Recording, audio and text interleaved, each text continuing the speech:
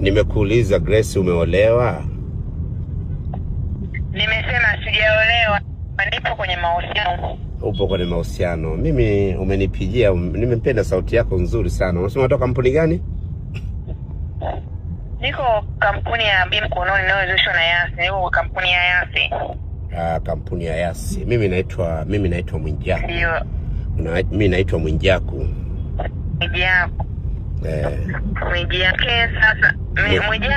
Mwijaku. Halo. Halo. Mbona unakatika katika? Nakwambia naitwa Mwijaku. Nakwambia naitwa Mwijaku. Nimekuelewa baba yangu. Na si unajua nimeachika mimi, au hujui? Sijui. Nimeachika jamani. Ndio maana uliponipigia simu nikasema ndugu yangu, japo upo kazini lakini nitumie nafasi hii kujiwekea mazingira na mimi nipate mke.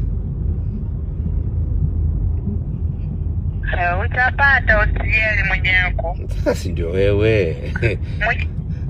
Upo mkoa gani Mr. Mwijaku? Mimi niko Dar es Salaam saizi hapa.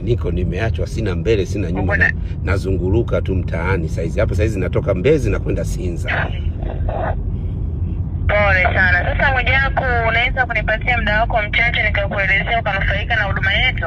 Ndio, nimependa muda wako mchache mimi nakupa, na wewe muda mchache unipe nikwambia moyoni mwangu. Ukimaliza kuongea na mimi niongea kwangu.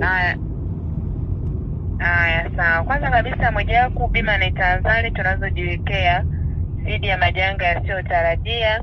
Huduma hii inakufidia pale unapokuwa umeugua na ukalazwa. Ndio. Tokea umelazwa tunakulipa shilingi 60,000 kila siku. Ndio. Mwisho wa siku saa 60, saa 1 na 8. Ndio. Bima yetu inafidia magonjwa yote isipokuwa kansa na magonjwa ya mlipuko.